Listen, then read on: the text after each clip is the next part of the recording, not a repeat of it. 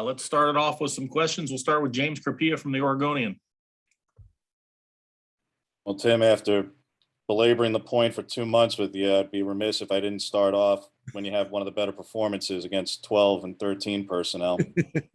I know you turn a little bit to a 5-2 look before. I'm not sure how much of an 8-man box you've done before. I hadn't charted that, but how much do you attribute to what you may have done schematically differently, and how much do you attribute to just having the bodies back that you had, many of them who weren't there, and even the play from guys you had before but who came through, like Christian and Jason Jones, who don't even show up in the box score but took up a lot of run lanes there? Yeah, no, I think schematics are overrated. I think our guys went into the game thinking we knew we had to be physical up front, and they played really, really physically. I thought our edge guys did a nice job setting edges. Jeff Bossa played his best game since he's been at linebacker. Noah's Noah. And then our front really stepped up. I thought Popo had an excellent game. It was good to see our guys, rise to the occasion. When you play, a school like Washington, which is a big time rival of ours, our guys showed up. Matt Preem, 247 Sports. Yeah, can you just maybe talk about just your thoughts of this defense and how they performed, knowing that the offense in that first half was having a really hard time moving the ball. The defense had a really tough time of field of position. You guys were put up in the back, all first half, and yet they answered the call basically every time. Well, again, I think our guys are starting to gel as a unit now that we've kept some guys healthy.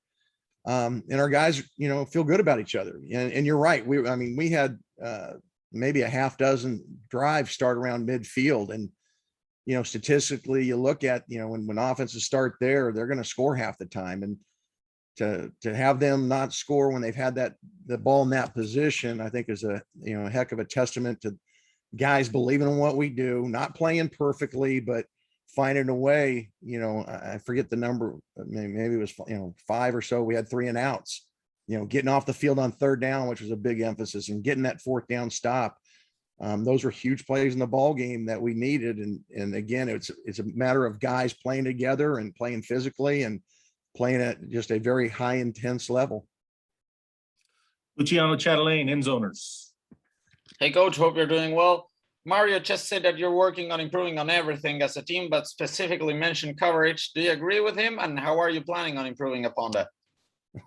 Well, we better improve on coverage, because this week we're certainly going to get tested. That's the unique thing about this league is you go from playing in Washington who played in a lot of big personnel sets for us or against us, and we had to play in some of our base Okie package stuff. This week, different challenge. We're not going to use that package because we likely won't see any tight ends, because I haven't seen them yet. But we're going to have to give some different looks. We're going to have to be able to play some man coverage. We're going to have to be able to hopefully disguise some coverage, and obviously you have to get some pressure on this quarterback. And people have struggled to do that against him this year, particularly when they got DeRuyter back, and guys got the gunslinger mentality, and really is playing well the last couple of weeks. Julian Minenson, KZI. Yeah, Tim, to piggyback off that, what makes DeRuyter so tough, and a lot of their offensive guys, Borghi, McIntosh, Harris, all those guys, what makes them such a tough test?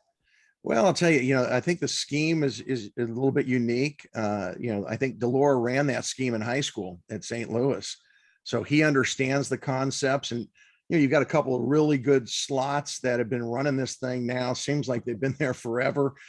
They know where to be in the versus different zones in their schemes. And then you can't just play pass. Back a couple of years ago with their scheme, you really didn't have to worry a lot about the running game. They just weren't committed to it. Now they are. And if you try to lighten the box, they're going to hurt you running the football. And I think their offensive line's underrated. They really are effective in their run game. I think their left tackle is an excellent player. And it's going to be a heck of a challenge on our defense this week. And Gabriel Marvin, Daily Emerald. Hey, Coach. So now that Jamal Hill has seen a bigger piece of the lineup in Bennett Williams' absence, how would you compare the skill set of the two? And what does Jamal do differently? And what would you like to see him improve upon? Well, I think, getting Jamal back, when we did, he was a little rusty, missing camp. So I don't think he was playing, and he'd probably admit it, at the level that he was capable of when he first started playing. Now that he's getting all those reps, he's starting to play faster and much more competitively, and he's making a bunch of plays for it. The third down play where he's in coverage, that their kid on the fade had to make an unbelievable catch because he's right in position. He doesn't panic. He can tackle on the perimeter. That first play of the ball game, he's very, very physical. I really like where he's at, and I think he's feeling much more comfortable in what we're doing right now. So to compare him with Bennett, I don't know. I like them both because I think they're both physical players who can coverage and that have a good feel for the game. Would love to have them both back, and hopefully at some point here we'll get Ben back. Jerry Thompson, Ducks Illustrated. You're muted, Jerry. I think You're you're muted on, again. somebody's still on mute. All right, let's move on to Eric Scopel. Yeah, Coach, I just wanted to get your assessments on Jordan Happel's play, stepping into a big role there. Obviously, it sounds like it might be an extended one with Coach saying Steve might be out for a while. And then just how difficult is it to make a interception with a club on like that, especially in those elements? And I would assume gripping the football becomes a little more difficult. Well, really, really proud of Jordan. He's been a guy that's extremely dependable. He ends up having, the injury to the hand, and he's got to have a club. Normally you're not thinking about making interceptions. You're just hoping to not, lose a tackle or something because you can't grab. But he's a really smart football player. I think our coaches, Coach Yates, did a nice job of, getting them clued into when they wanted to take their shots of grid routes. They saw the formation. They anticipated the situation because it was right in the situation that we anticipated. What really helped them was Jeff Bossa and KT, driving out of there in their panic drops to be able to put air under the ball. And he just sat back there and was in a great position to go get it. I was just hoping that he wouldn't fumble it because, not having that ball to be able to secure it. But he had a really good game. He had some nice tackles. Just a steady player that thankfully he's playing, at a level that we need him to, because as we go down the stretch here, he's going to be playing a bunch for us. James. Tim, you kind of touched on it a bit earlier, so I'm sure you're going to defer to the players for credit for this. But in league play, the numbers have improved dramatically. I realize this past week certainly helps that in a big way, but you're second in the league in league play in total defense. And if you take out even the Arizona game when KT only played 10 plays, it gets even better. So where do you assign a lot of the credit for not just even the last 2-3 games, but really since league play, the last month plus of defensive improvement and what's been shown on the field the last 3-4 games in particular? Well, you hope to play your best ball in November. And I think our coaches do a tremendous job of developing our players. I think Coach Cristobal puts a practice schedule together that continues to develop guys. And when you get some consistency of players playing together, I think it's just natural that you should be improving. And it's a testament to our players, how hard they work at practice. Getting a chance to go against our offense every day, I think really, we talk about the, iron sharpening iron quote. I think it really holds true on our football team. And I think as a staff, I think our guys understand, each other better. This is the first time we've been through a season together. So I think it's a combination of all that coming together. And, you need to have that happen as you get into November, because we're in playoff football. Every week is a playoff. If we want to win the division, we got to win this weekend. And so we've got to play our best defense. And we know this week's challenge it's very different. And, I think we're going to really be tested with this group. Time for 2 more, Matt. Yeah, I was going to kind of follow up on what James said. Just you mentioned the defense is starting to enjoy playing together, and I'm curious, is that just leading to success on the field because they're developing that chemistry that maybe was lacking because there were so many guys coming in and out of the lineup? I think that's a little bit of it. you know, when you're moving guys in, you know, Jeff Bassa, you know, in training camp was a safety, and now he's got to play linebacker. And so his progression has really come on. You've got a bunch of guys, you know, at different positions that, you know, I think we had a different starting lineup, you know, every game, it seemed like anyways.